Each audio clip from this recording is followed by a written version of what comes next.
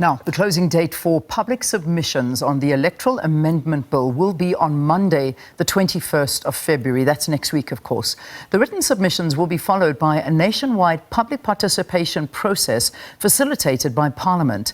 The amendment of the Electoral Law follows a Constitutional Court ruling in the case of the New Nation movement in June 2020.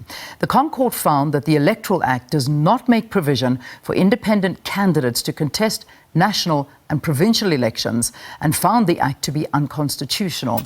Parliament was given 24 months to review the law and make amendments.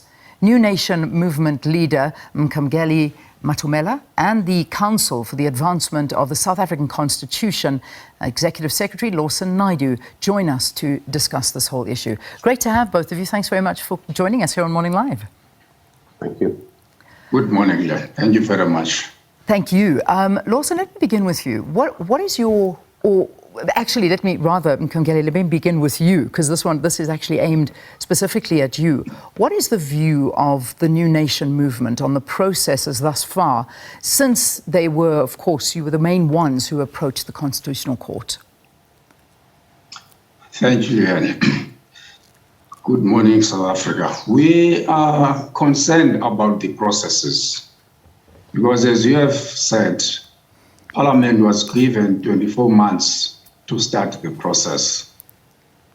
But they have been waiting for the executive for almost 1.5 years, 1 year, 6 months.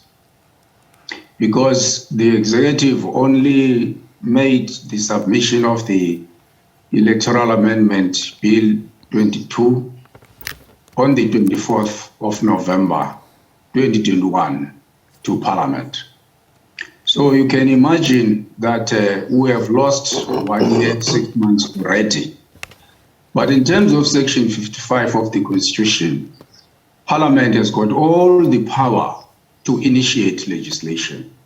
You can go back to the report of the eminent leaders like the former President Mkhangeli, which says Parliament must use its constitutional power to initiate legislation, but they always wait for the executive. So we have lost more than 1 year, 6 months. We are left with a few months. And for us to mobilize citizens to comment on that is going to be a huge mountain to climb. So we're really concerned. Yeah, and rightly so, rightly so. I mean, civil society groups such as One Movement South Africa or One South Africa Movement say the proposed electoral bill is limiting independent candidates, while CASAC says they have a different view from what has been tabled by the government. Let's get your view on this one, Lawson. What is your thinking around all this? Well, firstly, let me say, I agree with what Mr. Matomela has just said about Parliament delaying the process significantly. For 9 months, Parliament pretty much did nothing from June 2020 till March last year. With what they then did in March last year, instead of a piece of legislation being tabled, the Minister of Home Affairs, Dr. Mkhangeli, announced the establishment of a ministerial advisory committee under the leadership of former Minister Vali Moosa. That committee reported to him in June last year, but the report only was made available some months later. That report from Mr. Vali Moosa's task team contained 2 separate views, a majority view and a minority view. What we see now is the minority view being encapsulated in the amendment bill that is currently before Parliament, what we refer to as the minimalist option, which seeks to conform with the Constitutional Court judgment in the New Nation movement case by making provision for independent candidates to contest national and provincial elections.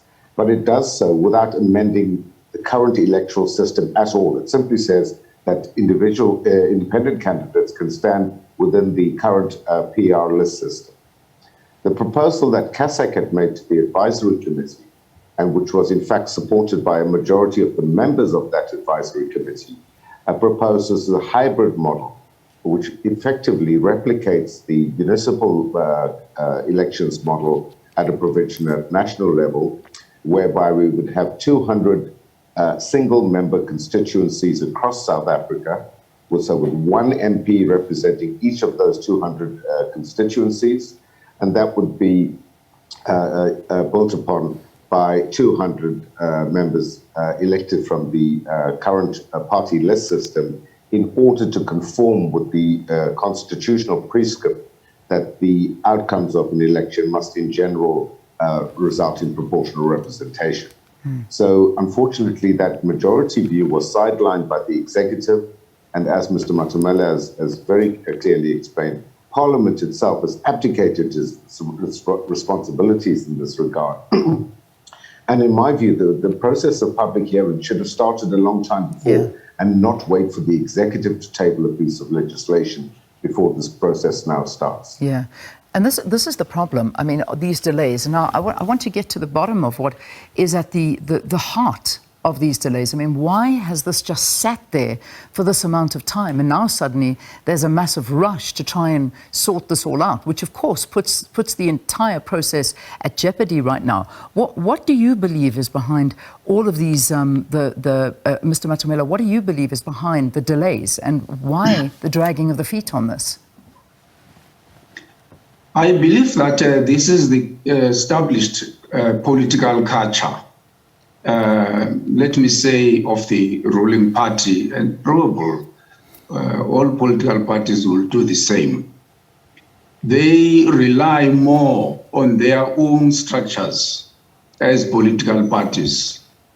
They give themselves time to meet in their branches, in their conferences, take resolutions, turn those in manifestos, and then impose them on the people of South Africa. That is the conduct of political parties generally. So they don't seriously consider the role which is supposed to be played by citizens of South Africa. And this came out very strongly in the judgment itself, because rights contained in the Constitution are reserved for citizens, all citizens, not just political parties. So that is why then it is important for this culture to be changed. And the conduct of political parties, in this case, we'll talk about the ruling party, itself is unconstitutional, because effectively they are undermining the citizens of South Africa by behaving in this fashion. And that results in lack of accountability. Now, the reason why the ANC is doing this, for example, is that they believe that the ANC take a decision and the executive then dictates to Parliament what to do, because the executive of cabinet, if you like, is like the NEC of the ANC. So they are dictating terms to the caucus of the ANC, so they toe the line. What has been presented by the executive in terms of this Electoral Amendment Bill 2022 is what the NEC of the ANC has said. And therefore, Parliament is going to take that as the gospel, because if they don't do so, they are going to be disciplined. So the executive is controlling the legislature, Parliament, if you like. In fact, they are dictating terms. That's why there was this case of president taking away the speaker, deploying him in the executive, taking an executive member, deploying him or her rather in Parliament. So this is an unacceptable culture which the citizens of South Africa must change. In fact, this violates Section 2 of the Constitution, because this conduct is unconstitutional. Parliament is supposed to make the executive accountable to the people of South Africa, but it is not happening. No. I mean, in the Zondo Commission, that became very clear, and in many judgments made against Parliament.